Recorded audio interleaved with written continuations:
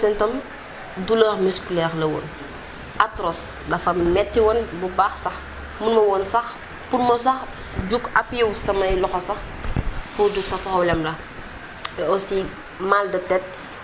bu metti sax tellement dafa metti que douleur bi doon irradier tellement dafa jàppoon sax sama bëñ yi nii ci kaw da ko jàppoon tellement douleur bi ndax dama doon sentir sama neer yi sama veine yi fii di def nii et aussi bët buy metti sama bët yi doon metti di sotti ndox ak nausée vertige et aussi dama doon par la suite dama dem sama nez xaw a bouché ak manque odorat boobu moom sama manque odorat ça duré na 3 semaines pendant 3 semaines duma sentir dara su may lekk aussi manque de goût su may lekk aussi duma sentir benn goût. dama njëkk a woote ci numéro 800 00 50 50 et bi ma wootee ñu daal may rediriger 19 19 ba ma wootee ñooñu ne ma waaw après un docteur dina ma rappeler parce que je vais appeler le samedi le dimanche laa wax ak sama frère le lundi ma rappeler cellule d'alerte après ñoom ñëw le mardi testé ma le mercredi ma am résultat yi ñu ne ma c'était positif maintenant que après SAMU dina ma woo pour la suite après ambulance moom jël si yóbbu ñu ba hôpital Dalal Jàmm. dañ ma testé ba positif dañ ma woo ne ma il faut que ñu testé sama voisin yi sama coloc yi ñoo bokk appartement man sax ne woon naa xam naa dañ ko am parce que amuñu benn contact ak ñoom mais comme dañu waroon ñëw man léegi ma ne docteur bi na ma may man ma wax ak ñoom ba pare explique leen ne que man dama am corona et tout et que dañ leen testé moo gën ñu ñëw comme ça à l'improviste mu ne ma d'accord ma dem wax ak ñoom et tout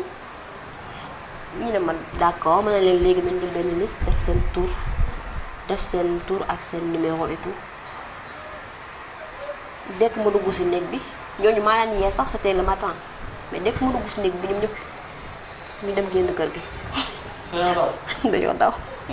kenn kese moo fi desoon bon ñaari personnes ñoo fi desoon mais ñeen ñëpp dañoo dem seen yoon. 2 premiers jours yi c'était un peu difficile xam nga boo soree sa kër tamit neexul. pas difficile boobu wax dëgg yàlla difficile boo xam ne c'est par rapport à mes sentiments. parce que dama doon wax tout le temps damaa bëgg a ñibbi bu médecin ñëwee ne ma lan la ma damaa bëgg a ñibbi. dana ma tënk léegi ñibbi et tout ma ne ko d'accord mais 2 jours yi passé nag après moom kiiw ma damaa toog di xaar rek ñu defaral ma sama liñ ma waa defal yépp kii bi ñu defaral ma ECG mooy électrocardiogramme bi pour avant nga jël médicament bi mooy chloroquine bi hydroxychloroquine la seule chose bi ma xam mooy dafa wex mais à part ça j'ai pas eu de souci avec. Et une chose aussi très importante quand on vient dañuy jox y a ñaari numéro benn numéro bi c'est pour le numéro des médecins boo soxlaa médecin yi beneen numéro bi c'est le numéro pour tes besoins man quand j'étais là à l'hôpital j'ai eu bëgg soxla woon naa benn moment serviette hygiénique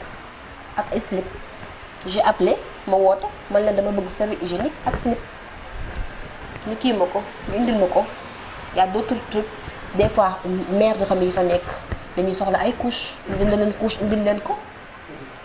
des fois nga ne da nga soxla mouchoir loolu en fait si tu as un besoin tu le dis on te l'amène même añ bi ñuy añ xam nga am na añ boo xam ne dañ koy añ ak ndékki ak reer mais am na ñoo xam ne du ñu bëgg añee la même chose mais dañuy commander.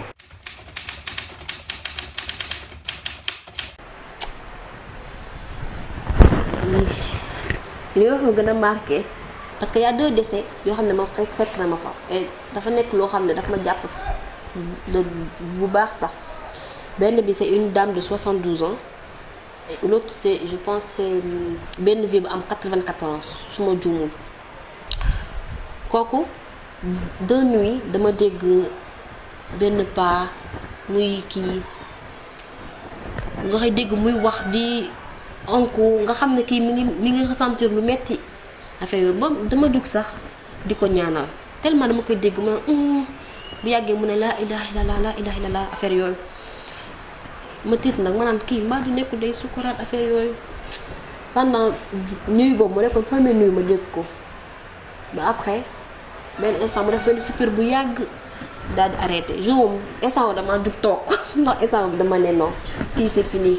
mais après ma déggaat ko man alhamdulilah ma nelaw le lendemain ma yeewu xool ba xam am na décès mais alhamdulilah y a pas de décès guddi gi topp aussi la même scénario pas bi di yuuxu et tout mais c'est le lendemain que j'ai ma xam ne dafa par la suite dafa mujjee gaañu et tout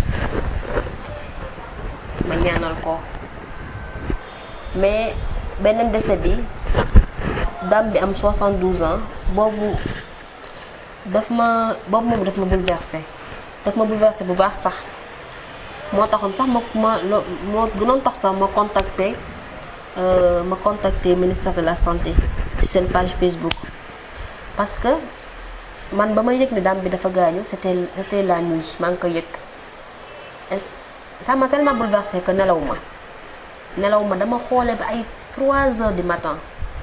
ce jour boobu c'était la première fois hôpital ma nelaw ba ay 10 heures parce que maa ngi guddee nelaw jour boobu laa mos a biddanti ba ma yeewoo ma jël sama téléphone xool un peu Facebook dugg page ministère de la santé pour xool aussi nombre et tout et ma gis ñu annoncé décès dame bi mais commentaire yi man ñoo ma choqué je vous assure que commentaire dañ ma choqué à tel point que ba may bind sax admin page ministère bi dama doon jooy parce que je ne comprenais même pas comment nit mën na gaañu am maladie gaañu ñu koy nier comme ça par exemple man déjà dama feebar mais su ma nit ñëwee non corona woo moo ñu dañuy wax rek man daf may metti parce que dama ressentir ay douleurs j'ai été très malade dama feebaroon ba pare ñu may nier sama feebar daf may metti mais nit ku gaañu alors que ñun ñëpp ne ñoo nekkoon ci hôpital bi nit gaañu na yow nga nekk sa gannaaw ordinateur wala sa gannaaw téléphone tu te permets nga naan ay dañuy politique dañuy lool on fait pas de la politique sur la santé des gens pas du tout. En fait premier jour ma ñëwee moom parce que man hôpital indiwuma sama mag moom ma déposé te li ma déposé sax c'était surtout pour ça parce que stigmatisation bi parce que ça moom dama ko dund sax avant may dem stigmatisation dama ko dund avant may dem mais jour bu ma ñëwee ñëpp quartier bi ñëpp ma doon xool ñëpp ma doon xool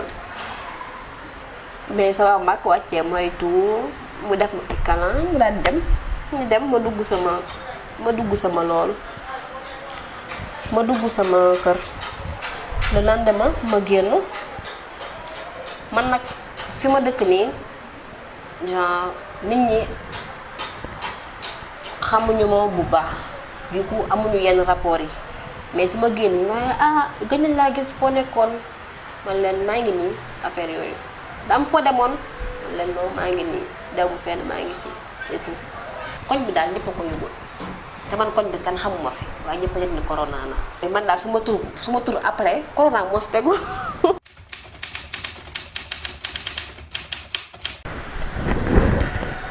taalibe bi ñëpp dama bëgg remercier bu baax personnel Dalal Jàmm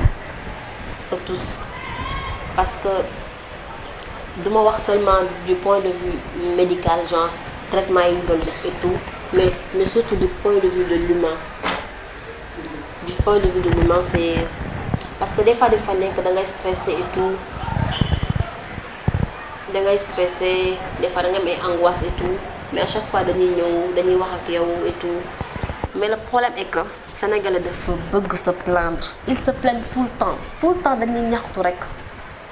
lii laa lekk yi laa alors que man sincèrement man lekk yi dafa neex ci man et ce qui m'a le plus touché mooy attitude personnel bi que ça soit le personnel hygiénique le personnel médical docteur yi infirmier yi super même bu ñu ñëw même bu nekkul dañuy ñëw pour dugg ci traitement ultra à chaque fois dañuy ñëw dugg ci chambre bi ça va ku nekk ñu laaj la ça va tu as rien amoo ressentiroo benn douleur dara mettiwu la nga leen noo ñu ne alhamdulilah daal di dem